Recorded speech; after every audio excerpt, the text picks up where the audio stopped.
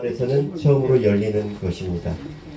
열사의 삶이 시작되었고 또 성장해 갔던 마을이라서 더 뜻깊을 것이라 생각해 봅니다.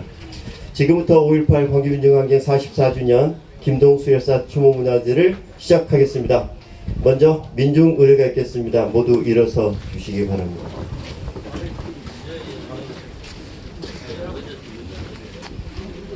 김동수 열사와 함께 5.18 광주민중항쟁에서 사망해 가신 모든 열사들과 그의 상처로 육체적, 정신적 고통에 몸부림치다 돌아가신 열사들, 그리고 지금도 고통에 시달리는 유공자와 그 유가족들을 생각하며 묵념이 있겠습니다. 모두 묵념. 속으로.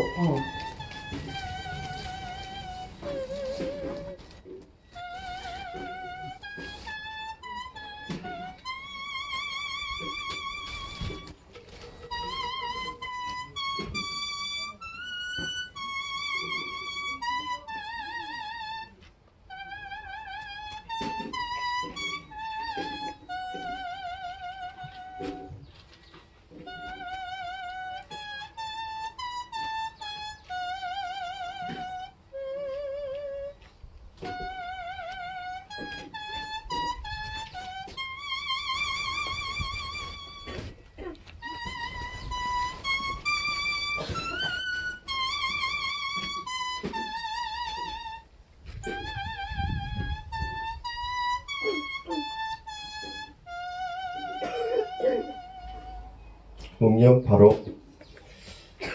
묵념하는 동안 잔잔히 흘렀던 음악은 김동수 열사의 데뷔년 후배이시고 풀피리 연주가인 멀리 경기도 포천에서 오신 성수연님의 풀피리 연주였습니다. 감사드립니다.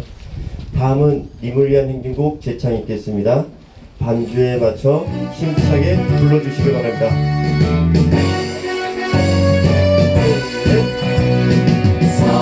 사랑도 면회도 이름도 남김없이 한평생 나가자던 뜨거운 냄새 동지는 한때 없고 깃발만 남겨 새날이 올 때까지 흔들리지 말자. 세월은 흘러가도 상처는 난다. 깨어나서 외치는 뜨거운 함성 앞서서 나가니 선자에 따르라. 앞서서 나가니 선자에 따르라. 네, 모두 자리에 앉아주시기 바랍니다. 다음은 열사의 삶을 소개해드리는 시간입니다. 80년 당시 김동수 열사는 조선대학교 전자공학과 학생이었고 한국대학생불교연합회 전남 지부장이셨습니다. 자랑스러운 열사의 후배인 한국대학생불교연합회 제62년차 경북대학교 재학 중인 주현우 회장과 조선대학교 총학생회 안형준 회장이 보고해드리겠습니다. 두 분 앞으로 나와 주십시오.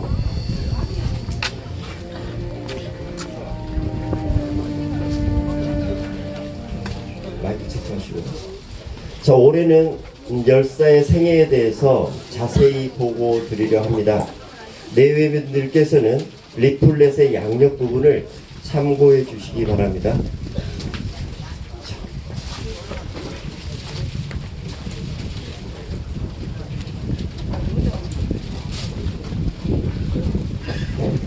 네, 김동수 열사 생애 보고 드리겠습니다. 김동수 열사는 1958년 7월 2일 이곳 장성군 서산면 장산리에서 태어났습니다. 아버지 고 김영석 선생님은 인심이 넉넉한 분이셨습니다. 술 한잔 하고 싶은 이웃들을 위해 집을 비우고 출타할 때에도 소주 뒷병과 안주를 챙겨놓고 나서는 분이셨습니다. 어머니 김병수님은 사남 2녀를 출산하셨고 김동수는 그중 장남이었습니다. 어머니는 자상하셨고 부지런한 분입니다. 농사일이 바빠 더 살뜰하게 아이들에게 정을 주지 못한 것을 내내 안타까워하셨습니다. 서삼천과 황룡강에서 함께 놀았던 김동수의 동생들은 책가방을 잘 들어주는 형이고 오빠였다고, 동생들이 울기라도 할 때면 달래주는 것도 잘하는 자상한 사람이었다고 회고합니다. 김동수는 서삼초등학교, 장성중학교를 거쳐 1973년 3월 조선대학교 부속고등학교에 입학하였습니다. 이때부터 장성에서 광주로 옮겨 중흥동 고모집에 살며 학교의 학업을 이어갔습니다. 광주 향림사와 관음사 고등부에서 불교 학생의 활동을 하였습니다. 조용하고 실천적인 성품은 그때 더 단단해진 것 같습니다.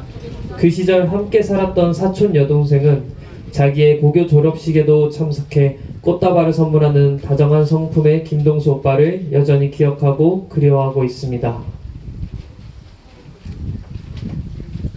1978년 3월 조선대학교 공과대학 전자공학과에 입학하였고, 운명과도 같은 한국대학생 불교연합회 전남지부 조선대 불교학생회에 가입하였습니다.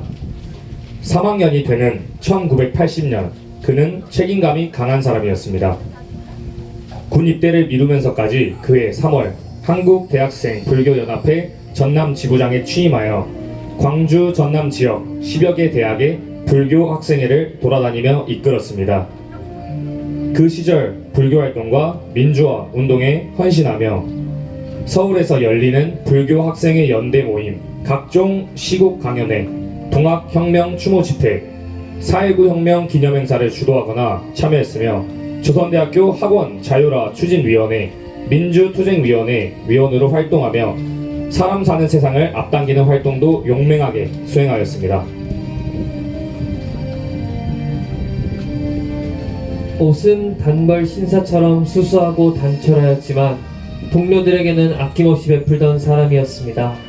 1978년부터 1980년까지 열사가 찍힌 사진들을 분석하면 짙은 밤색의 사파리 형태의 상의가 자주 발견되는데 그는 늘 그 옷이었습니다. 5.18 민주항쟁을 현장 취재했던 미국의 노먼 소프 기자가 2021년 기증한 사진에 김동수 열사의 사망 현장 사진이 역사상 최초로 공개되었습니다. 그때도 열사는 그 옷을 입고 있었습니다. 그 옷에는 조선대학교 교표가 새겨진 단추가 달려 있습니다. 5월 27일 새벽 항쟁을 학살자들이 전남도청을 제압한 후 사망한 시민군의 양쪽 다리를 잡고 함부로 끌고 가는 5.18의 가장 참혹한 비디오 영상물의 주인공이 바로 김동수 열사는 것이 이때 처음 밝혀졌습니다. 그때 입은 옷이 바로 그 옷이었기 때문입니다.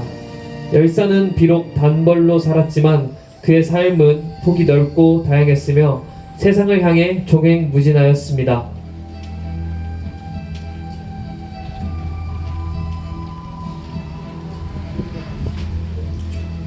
(1980년) 광주 지역 부처님 오신 날 봉축위원회 집행부 위원장으로 활동하였으며 5월 17일에는 시대의 스승이자 무소유를 설파한 법정 스님을 모시고 부처님 오신 날 기념 사상 강연회의 사회자로 활약했습니다. 이때 그곳을 방문했던 사촌 누나 송형순 씨는 동생 김동수 열사의 목소리가 어쩌면 그렇게 또랑또랑 낭랑했던지 복도에까지 잘 들렸다고 회상했으며 잘 맞지 않는 헐렁한 정장을 빌려 입은 듯 했는데 그럴 줄 알았으면 예쁜 옷이라도 한 벌 사줄 것을 하며 지금도 가슴 아파하십니다.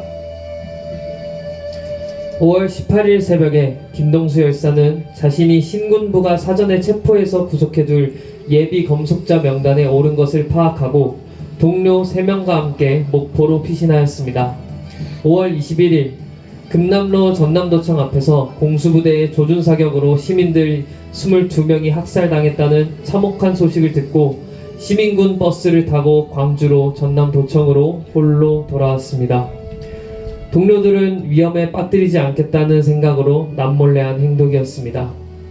도청에 들어온 열사는 죽는 마지막 순간까지 시민군으로 전남도청에서 활동했습니다.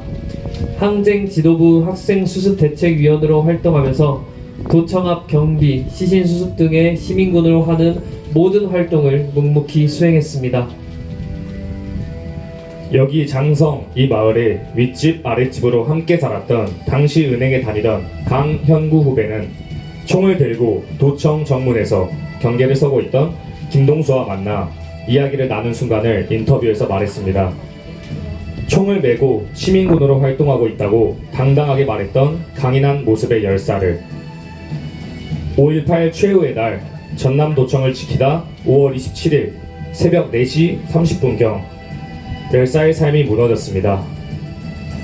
전남도청 2층에서 계엄군의 총탄이 열사의 몸을 관통한 것이었습니다.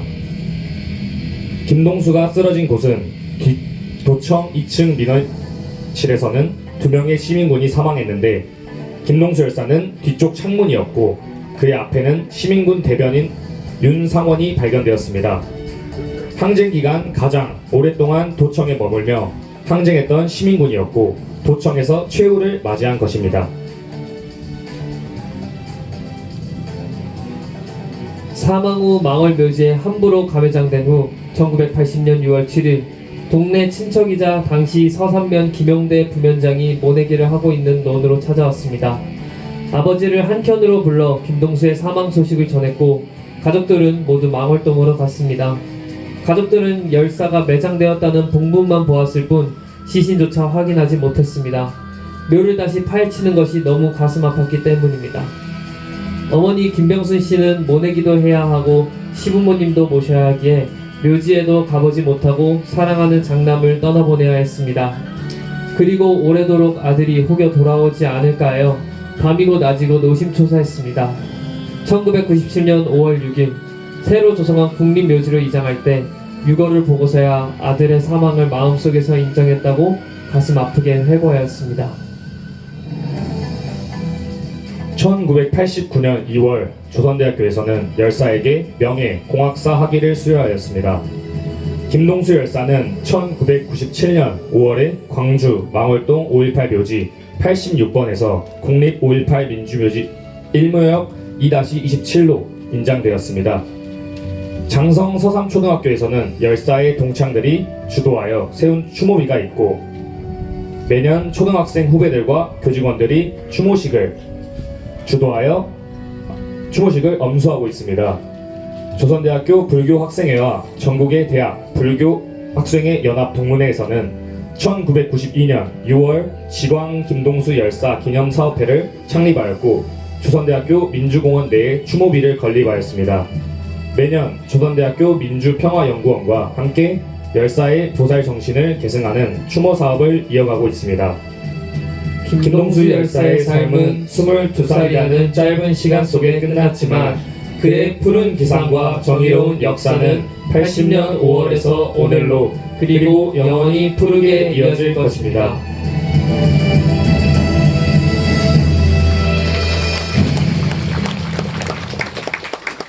씩씩한 두 후배의 모습 멋지죠? 열사의 특징이 무엇이냐고 한마디로 좀 말씀을 해달라고 열사와 당시 생활했던 분들에게 질문을 했습니다.